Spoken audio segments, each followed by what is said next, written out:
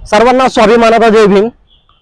तर भावांनो, आपल्याला असं वाटतं की जाती प्रथा किंवा उंच नीच हे नष्ट झालंय, पण अजून सुद्धा आपल्या महाराष्ट्रामध्ये किंवा युपी बिहारमध्ये ही जाती प्रथा सारखी चालू असते। ठीक आहे, अजून सुद्धा काही लोक डॉक्टर बाबासाहेब आंबेडकरांना जातीवरूनच त्यांना बघतात। ठीक आहे, त्यांचा दृष्टिकोन अजूनही सुद्धा चेंज झाला नाहीये। अजून सुद्धा ते डॉक्टर बाबासाहेब आंबेडकरांना खालच्या स्तरी कमेंट करतात। ठीक आहे, आणि मी सतत अशा गाढवांचा, अशा मूर्ख लोकांचा व्हिडिओ बनवत असतो। ठीक आहे, आणि आता महाराष्ट्रामध्ये सुद्धा भरपूर जाती प्रथेचे मॅटर समोर येतात। ठीक आहे, पण अशातूनच एक मुलगा आहे मॅटर बॉय आयुष, त्याचे नाव आयडीचं नाव सुद्धा आहे मॅटर बॉय आयुष। ठीक आहे, तर हा जो जातीवादी कंटक आहे यांनी सुद्धा डॉक्टर बाबासाहेब आंबेडकरांना कमेंट केली। आणि मी सतत अशा लोकांना कायद्याचा मार देत असतो। ठीक आहे, जोपर्यंत यांना कायद्याची लाठी पडत नाही तोपर्यंत यांची बुद्धी चालत नाही। तर या जातीवादी कंटकांना असं वाटतं की आम्ही कमेंट करणार, आमचं कोण काय वाकडं करते। ठीक आहे, काय आम्ही वाकडं करणार नाही, पण आम्ही कायद्याच्या हिशोबाने तुम्हाला घोडा लावतो। ठीक आहे, पण आता या जातीवादी कंटकांनी कमेंट केली, ती कमेंट बघा एक वेळेस, बाजूला तुम्हाला कमेंट दिसत असेल, पण आपण जेव्हा यांच्याशी संवाद घालतो ना तेव्हा याची पूर्ण पाचरते।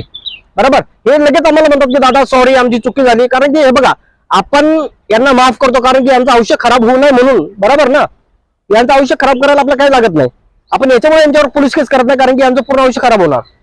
बरोबर, तर असे जे लोक आहेत जे डॉक्टर बाबासाहेब आंबेडकरांना कमेंट वगैरे करतात त्यांना आम्ही सतत घोडा लावत असतो। तर आता याचा व्हिडिओ बघून घ्या एक वेळेस। जय भीम। मी डॉक्टर बाबासाहेब आंबेडकरबद्दल अपशब्द कमेंट केली होती, त्याबद्दल मला सगळं माफ करा आणि याच्यानंतर असा होणार नाही आणि कमेंट करणार नाही। तर बघितला भावाने व्हिडिओ, तर अशा मूर्ख लोकांचा आम्ही व्हिडिओ घेत असतो।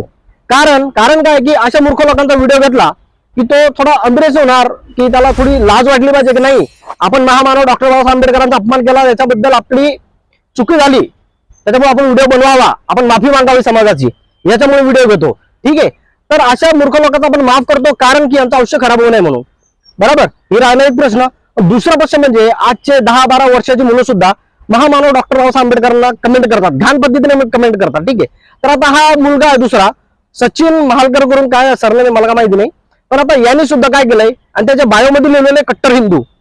अरे बाबा, आपण जर कट्टर हिंदू म्हणत असेल तर आपण सर्व महापुरुषांचा अपमान केला नाही पाहिजे, एवढं तरी आपल्या लक्षात असं पाहिजे। ठीक आहे, छत्रपती शिवाजी महाराजांनी सर्व जातीला घेऊन, एवढं मोठं सर्व समाजाला घेऊन, एवढं सर्वांना सोबत घेऊन एवढं मोठं स्वराज्य घडून दिलंय। ठीक आहे, आपण त्या स्वराज्यामध्ये राहतोय तर आपण महापुरुषांचा अपमान कसा करायचा?